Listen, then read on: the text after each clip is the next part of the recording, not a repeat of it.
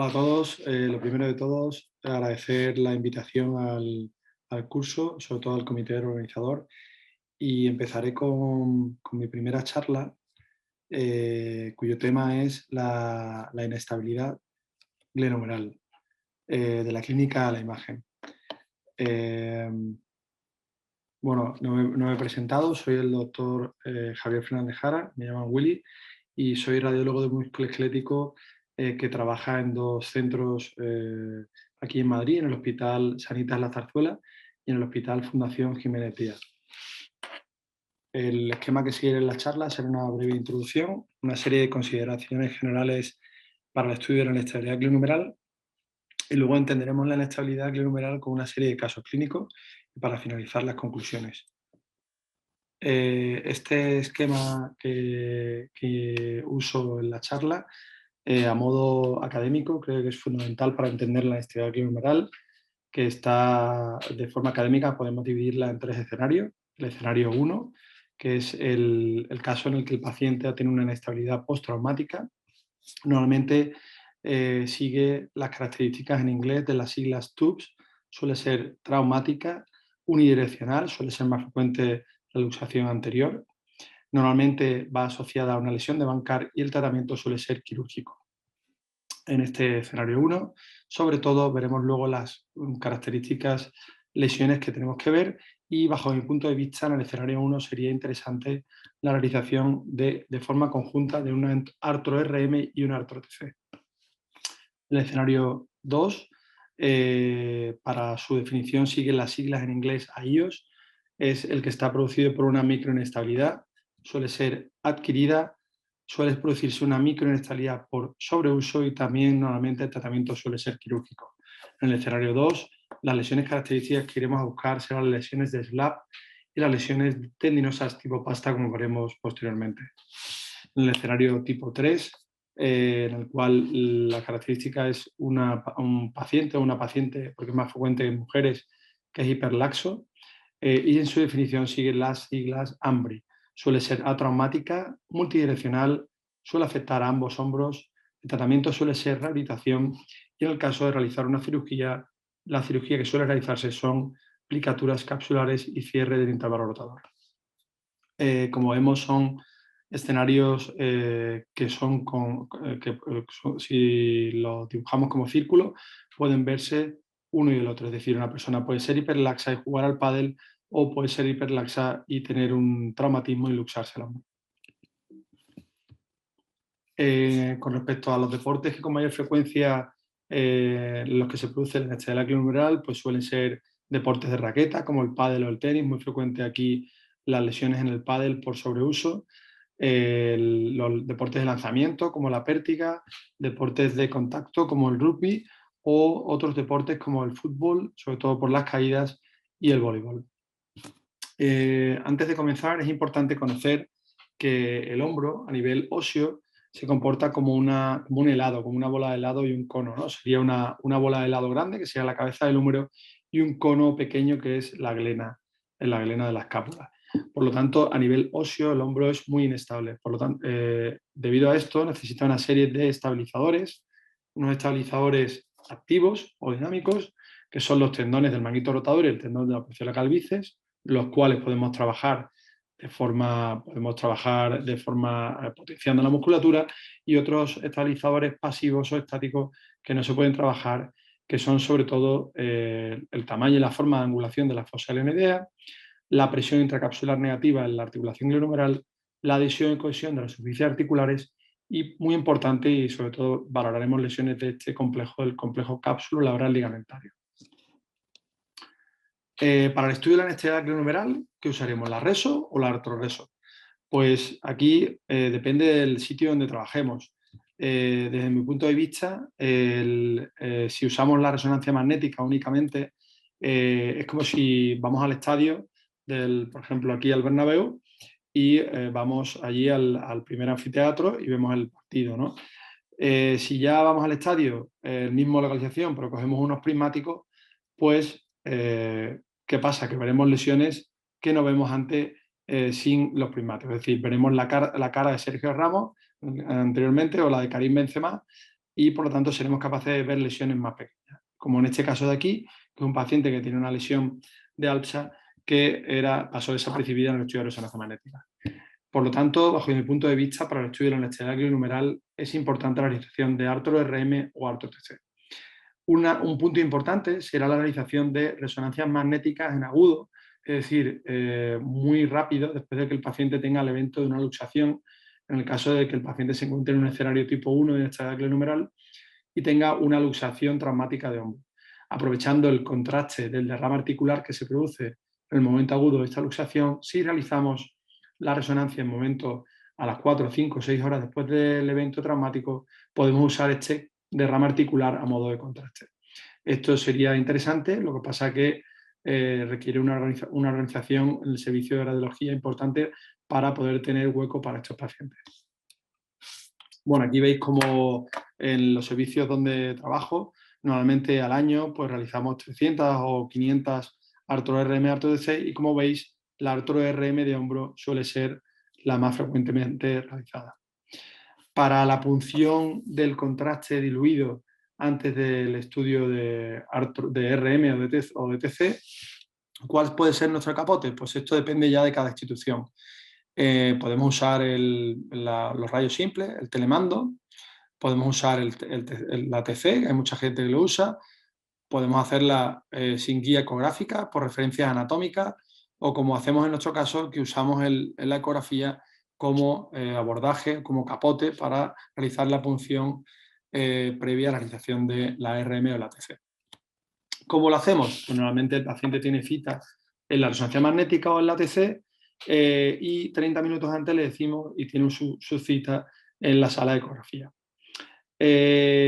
Unas consideraciones importantes: si realizamos a la vez un ARTRO-RM y ARTRO-TC, será importante realizar antes el ARTRO-TC que el ARTRO-RM. Porque si no el contraste yodado se diluye. Y con respecto al ARTRO-RM, es importante realizar el ARTRO-RM poco después de haber realizado la punción. El contraste paramagnético diluido puede persistir en la resonancia hasta un tiempo después, pero lo suyo sería que la realizáramos 15, 20, como mucho 15, 20 o 30 minutos después de realizar la punción ecoguiada. ¿Qué contraste usamos? Normalmente lo que hacemos es, en un suero de 100 de salino, de 100 centímetros cúbicos, inyectamos dentro del suero un cc de contraste paramagnético. Normalmente usamos Dotarem. Cuidado si usamos otros contrastes, como por ejemplo el Gadovis, que está más concentrado y por lo tanto deberemos poner menos cantidad en 100 de suero, aproximadamente 0,4 ccs. Y también usamos anestesia local dentro de esta mezcla. Hay gente que no usa este anestésico local porque considera que es condrotóxico y puede producir condropatía. Yo creo que es bueno porque así al paciente le duele menos al realizar la prueba y también la distensión de la cápsula es menos dolorosa. Normalmente con este suero, como veremos luego, usamos como 14-15 cc en la articulación del hombro, por lo tanto esta mezcla nos puede servir para realizar 6-7 ARTRO-RMs en una mañana. Si queremos hacer un ARTRO-TAC, pues la mezcla que usaremos será 5 cc de contraste iodado, 2,5 cc de suero salino y 2,5 cc de mepivacaína en una jeringuilla de 10 centímetros cúbicos. Cargaremos dos jeringas de 10 centímetros cúbicos y usaremos una y la mitad de la otra. Si queremos realizar ambas pruebas, que se pueden realizar a la vez, ARTRO-TAC y ARTRO-RM, como he dicho antes, realizaremos antes el ARTRO-TAC, pues podemos cargar una mezcla, una jeringa de 10 con 5 cc de la mezcla que hemos realizado previamente, como hemos dicho antes, para el ARTRO-RM, y en esa jeringa de 10 centímetros cúbicos otros 5 cc de contraste iodado. Cargaremos dos jeringas y usaremos una jeringa y media. Este básicamente es el material que usamos para la realización de ARTRO-RM y siempre lo realizamos en condiciones de asepsia, desinfectando la piel previamente. Al paciente le pasamos un consentimiento informado con las posibles complicaciones y le realizamos 3 preguntas fundamentales, que son las 3A. Si tiene alergias, si toma anticoagulantes orales y si tiene algún tipo de infección activa. Y una cosa importante que yo creo que realmente muchas veces cuando ya tenemos práctica, lo difícil no es realizar la punción, sino informar la prueba. Y creo que es importante que el que pincha la ecografía luego realiza el informe de la resonancia magnética. Porque bajo mi punto de vista lo difícil no es pincharla, sino informarla. Y además creamos un vínculo personal con el paciente porque le hemos hecho una agresión física con el pinchazo. ¿Qué protocolo usamos? Pues el protocolo fundamentalmente usamos 3 planos T1 con FATSAT. A mí me gusta siempre usar un plano sin supresión de la grasa. En el hombro me gusta realizarlo en axial. Es interesante para valorar el cartílago, la atrofia grasa, y siempre el T1 es una secuencia muy anatómica. Y siempre realizar una secuencia sensible al líquido. Nosotros normalmente usamos un coronal T2 FATSAT porque para no pasar desapercibido estos edemas óseos o estas fracturas que pueden verse más fácilmente en la secuencia sensible al líquido.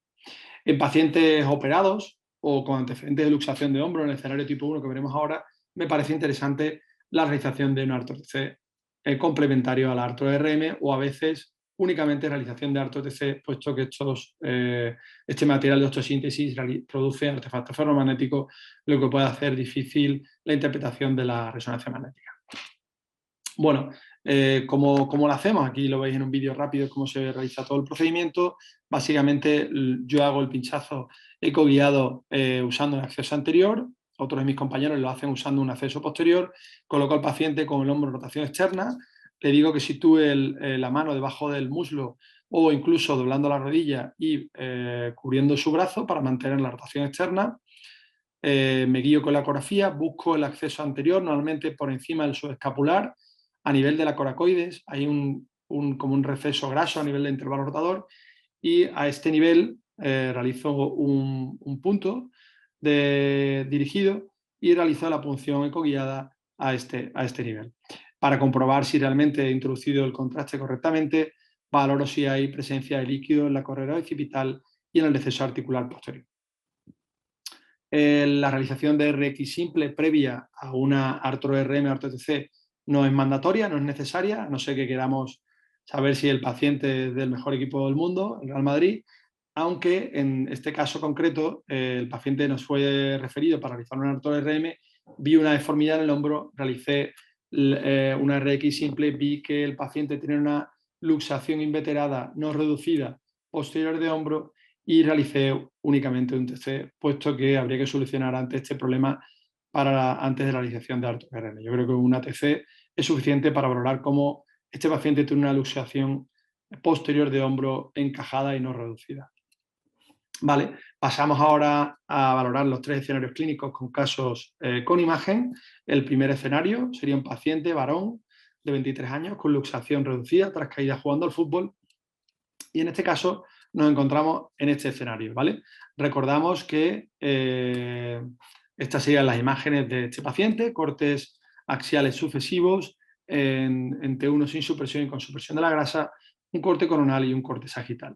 Al finalizar el caso veremos los hallazgos de este paciente y cuando estamos ante un escenario tipo 1 recordamos que son las siglas TUCS, Traumatic, Unilateral, Bankart y Surgery.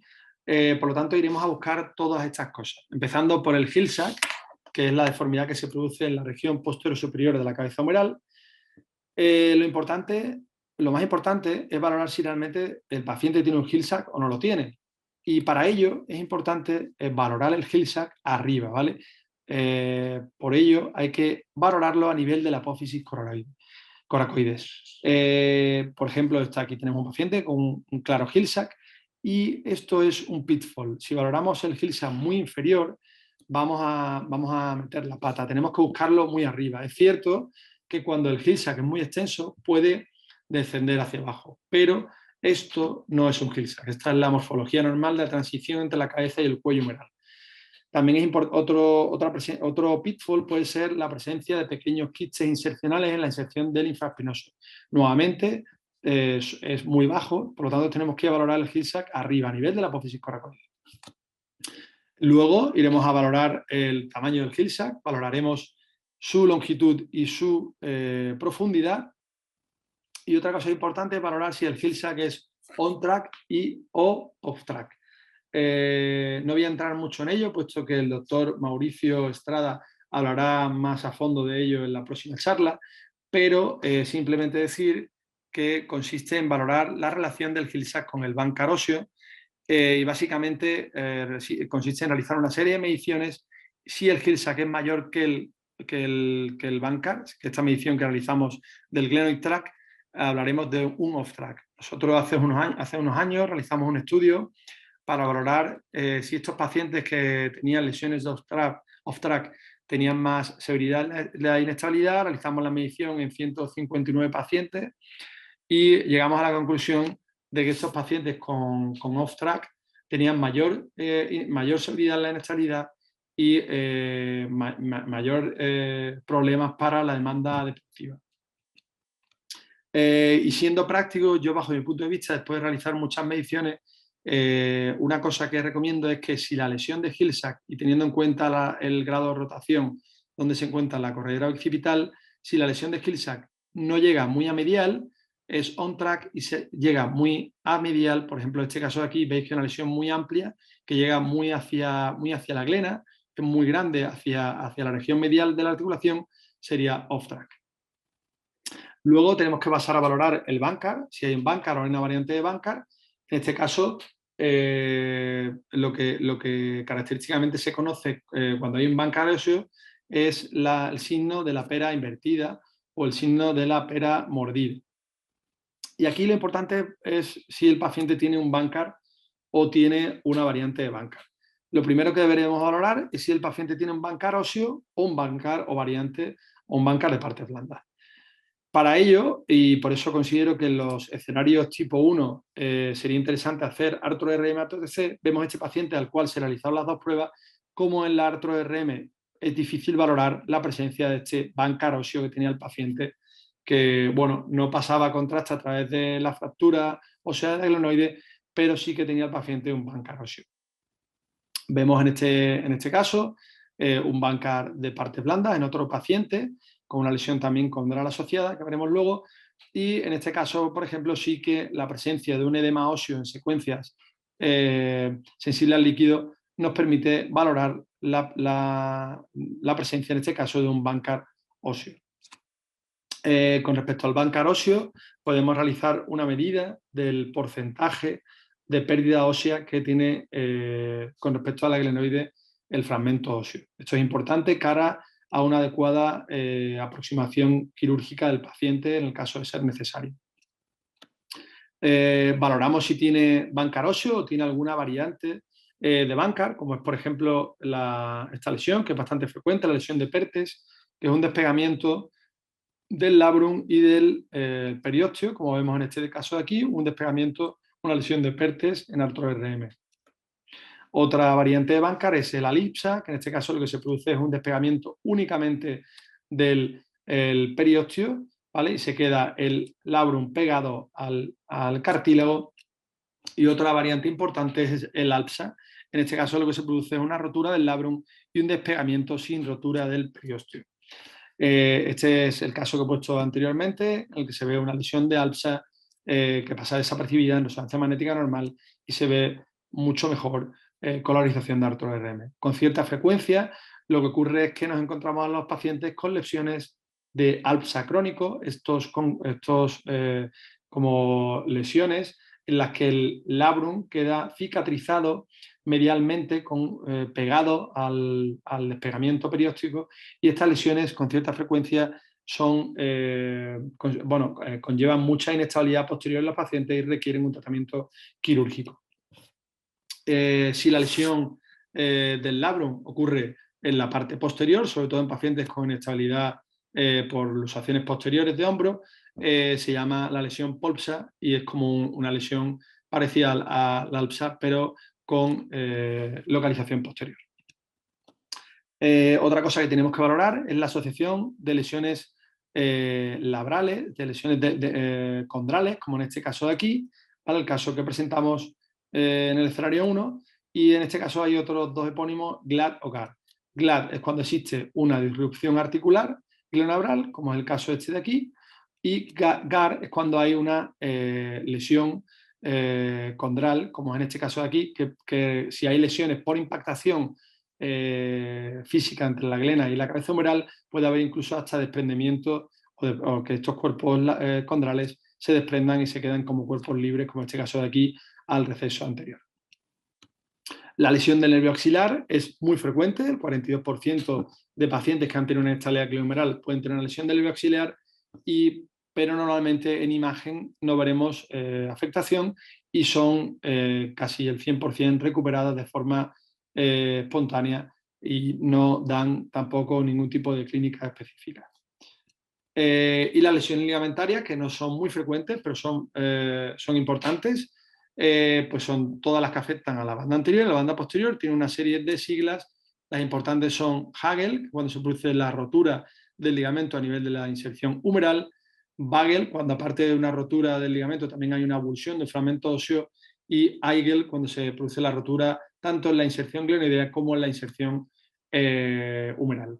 Aquí vemos un caso de una rotura del ligamento glenohumeral medio en la inserción humeral en un paciente con un antecedente de una luxación anterior de hombro.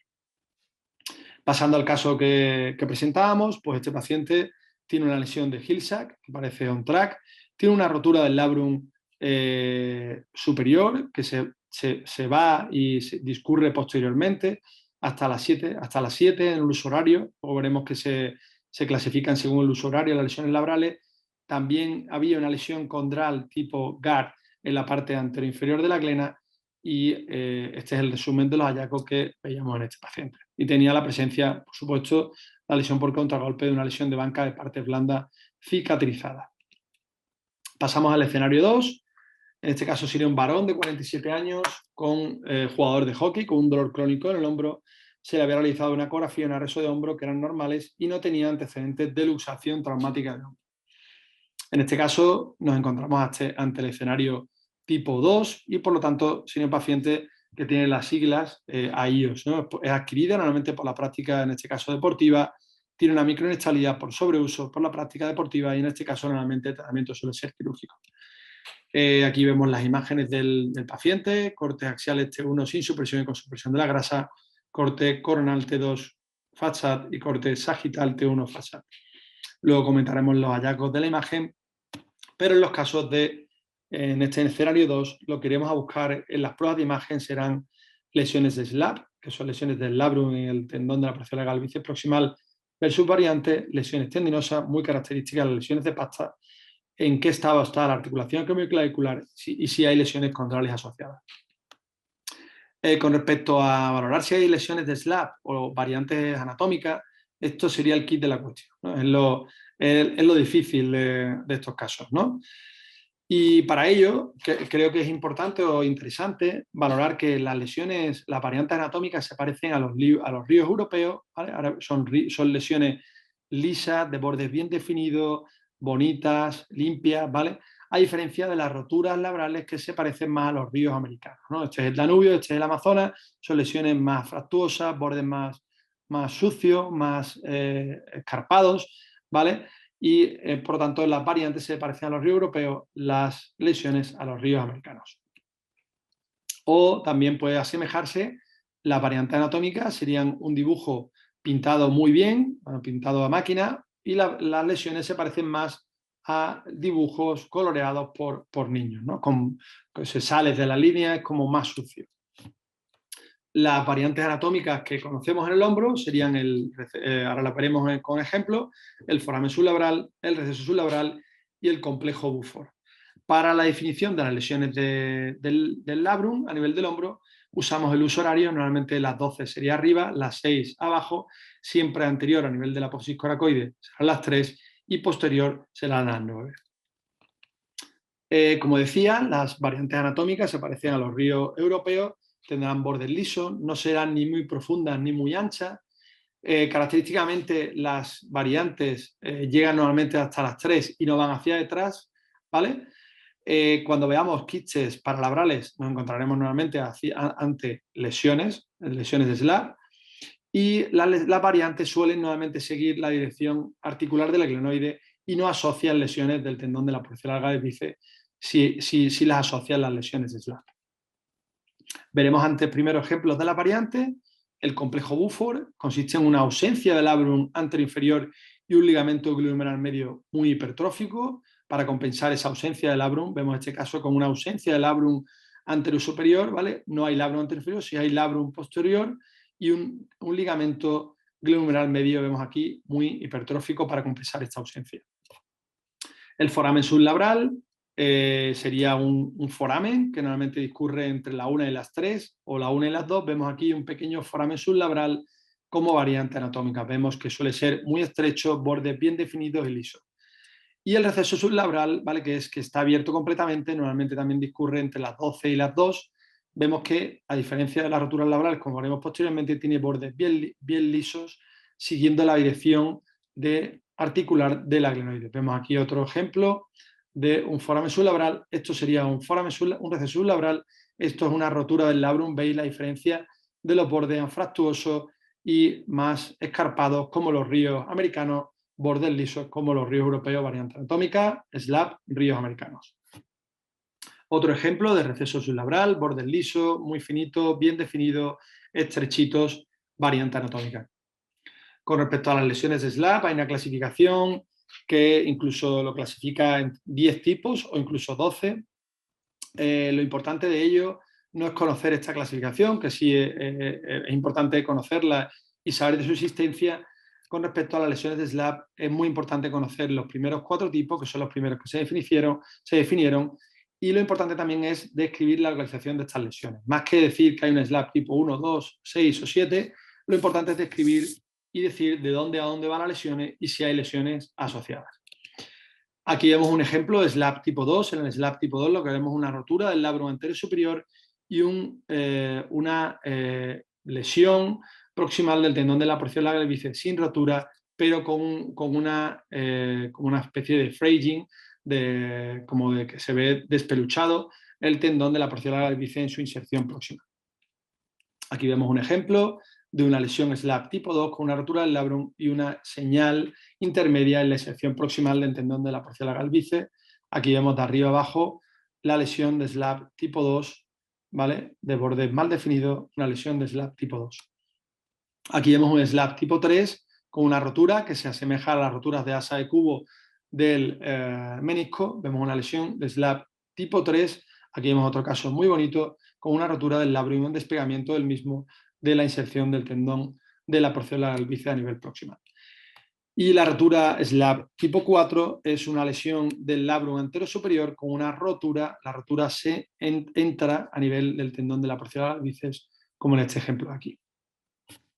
Es importante también valorar la presencia de lesiones pasta, que normalmente afectan al tendón del supraespinoso. Son lesiones normalmente que ocurren por un pinzamiento interno, por una microinestabilidad también de hombro y se asocian con cierta frecuencia en este escenario tipo 2 a las lesiones de SLAP. PASTA son unas siglas, Partial Articular Supraspinosus Tendon Avulsion. Son roturas parciales de la superficie articular insercional del tendón normalmente del supraespinoso, aunque también pueden afectar al tendón del infraespinoso. Vemos aquí este paciente con una rotura parcial de la superficie articular insercional del tendón supraespinoso, una rotura tipo pasta. También es importante valorar la afectación de la articulación acromioclavicular en pacientes con inestabilidad glenohumeral, sobre todo en el escenario tipo 2 por microinestabilidad, como en este paciente con esta rotura del labrum y esta artritis acromioclavicular con edema óseo. Y aquí otro paciente con una artritis por sobrecarga en la articulación acromioclavicular. Tiene su origen nuevamente por un origen biomecánico que afecta tanto al labrum antero superior como a la articulación acromioclavicular. Y también importante la valoración de lesiones condrales. Estas lesiones condrales, tanto en el escenario 1 como en el 2, o en cualquier escenario de inestabilidad glenohumeral, son de difícil valoración normalmente porque las superficies articulares están muy adheridas, muy pegadas y difícil valorarlas. Volviendo al caso del escenario 2 que veíamos anteriormente, era un paciente con una rotura del labrum superior, con una extensión de esta rotura, sobre todo hacia posterior e inferior, y asociaba también una importante lesión condral a nivel de la glena. Veis aquí toda esta glena, aquí hay cartílago, pero aquí en la parte posterior inferior había una lesión condral de alto grado en este paciente. Y también asociaba, ya estaba empezando a hacer un poquito de edema óseo, incluso un poquito de artrosis glenumeral. Estos son el resumen de los hallazgos que tenía el paciente y normalmente estábamos ante un SLAP tipo 8, que es la lesión de SLAP que va hacia posterior inferior y con frecuencia puede resultar de luxaciones posteriores o inestabilidades por sobrecarga en los que conlleven ejercicio que haya una sobrecarga en la parte posterior del hombro. Pasamos al escenario 3 y último escenario. Sería con un caso de una mujer de 34 años, nadadora, hiperlaxa, con un dolor crónico en el hombro y no presentaba antecedentes de luxación traumática de hombro. En este caso nos encontramos ante un paciente que se encuentra en el escenario tipo 3 de hiperlaxitud. Recordamos que serían las siglas HAMBRI, atraumático multidireccional bilateral, rehabilitación, y el tratamiento suele ser una aplicatura capsular. Son pacientes normalmente como esta residente que rotó con nosotros, que tenía esta clara hiperlaxitud. Son pacientes con mucha hiperlaxitud capsular y son capaces de realizar estas cosas que ninguno de nosotros, que no somos hiperlaxos, como yo, somos capaces de hacer. Aquí vemos las imágenes de este paciente y en estos casos lo que vamos a repasar es estas tres cosas, ¿no? Pacientes si tienen hiperlaxitud capsulares, si tienen lesiones labrales, tienen labrum romo y si presentan asociadas a la hiperlaxitud lesiones de SLAP. Con respecto a la hiperlaxitud capsular, hay una clasificación que clasifica la inserción capsular anterior en tres tipos en función de si se inserta próximo al borde más lateral de la glena, más de 1 centímetro hacia medial sería un tipo 2 y menos de 1 centímetro pero a nivel de la articulación, y más de 1 centímetro sería un tipo 3. Son cápsulas muy abombadas, como veremos a continuación, y también hay gente que ha realizado medidas para valorar realmente si se puede medir de alguna forma la hiperlaxitud capsular. En este artículo refieren que que el aumento del tamaño del intervalo rotador, que es una de las cosas en las que tenemos que fijarnos en pacientes que son hiperlaxos, y el aumento del receso articular tanto inferior como posterior inferior pueden estar asociados a inestabilidades multidireccionales de hombro. Normalmente, en pacientes que son hiperlaxos, veremos estas cápsulas muy abombadas con bordes convexos, ¿vale? Como en este caso, o en este caso con una inserción capsular anterior tipo 3 y unas cápsulas muy abombadas. Y también veremos labrum romo, veremos que no tienen por qué ser patológicos, pacientes en el escenario tipo 3 con hiperlaxitud capsular que no asocian lesiones ni de SLAP ni condrales, no tienen por qué tener clínica, y vemos muchas veces estas bordes romos en el labrum. También es frecuente ver lesiones condrales asociadas a estas lesiones, a estos labrum, y es importante valorar las lesiones de SLAP si vemos que en el contexto de un escenario 3 se asocia también un escenario 2 por sobreuso. Volviendo a nuestro caso, veíamos un paciente con una hiperlaxitud capsular, sobre todo con un ahumamiento de la cápsula anterior y un borde del labrum anterior romo. Veis que el labrum posterior es normal, y veíamos una lesión condral con un adelgazamiento del cartílago aquí a nivel anterior inferior. Como hallazgo incidental, veíamos una variante anatómica del ligamento glenohumeral medio. Y bueno, ya para finalizar esta primera charla, recordamos nuevamente los tres escenarios clínicos de la inestabilidad glenohumeral. Son escenarios desde el punto de vista académico. En el primer escenario será un paciente con una inestabilidad postraumática en el que nos contará que ha tenido una luxación del hombro que se la ha reducido normalmente en el hospital. Recordamos que son las siglas en inglés TUBS, traumático, unidireccional nuevamente hacia adelante. Veremos lesiones de Bankart y también la lesión de Hill-Sachs o variantes de las lesiones de Bankart.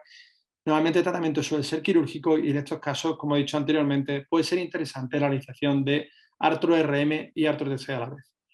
En el escenario tipo 2, un paciente normalmente que sigue las siglas AIOS, adquirido por sobreuso, ¿no? A veces con la práctica deportiva, por ejemplo el pádel, produce una microinestabilidad.